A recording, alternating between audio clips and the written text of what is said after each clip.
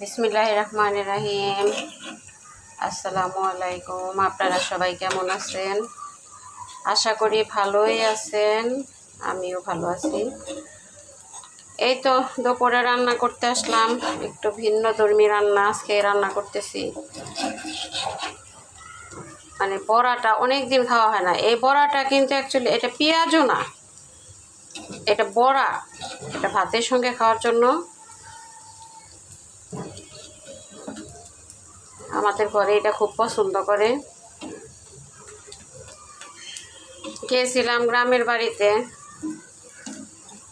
ওই মুরগির মাংস আছে, সম্ভবত খাবে না।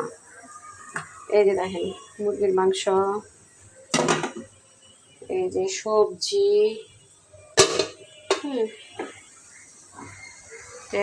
আমার ওই যে আছে না নবাব পুত্র বড়টা, আর এই যে এটা হইলে না আর কিচ্ছু লাগবে না।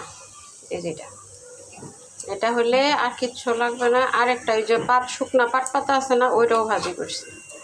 আমার আবার ওইটা হইলে আর কিছু লাগে না। পাট পাতা ভাজি হইলে আমার খাওয়া হয়ে যায়। নিজের ঘরে কি চুরি করে খেলাম বলেন? ও যে প্রবাদ ভাইকে বলে যে চুরি করে খেলে নাকি কেউ পড় উঠে।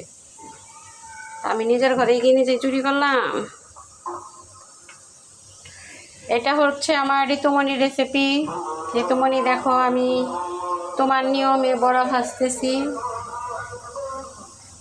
আসলে এরকম পাতলা পাতলা করে ছড়িয়ে ভাইজা দেখবেন, মজা লাগে, অন্যরকম টেস্ট। আমরা যে ডুবো তেলে ভাজি, সেটা পেঁয়াজ ওটা ডুবো তেলে ভাজা উচিত, কিন্তু বড়াটা না। বড়াটা আপনার এরকম করে ভাজলেই বেশি ভালো লাগে। অলরেডি একটা বাইজে গেছে।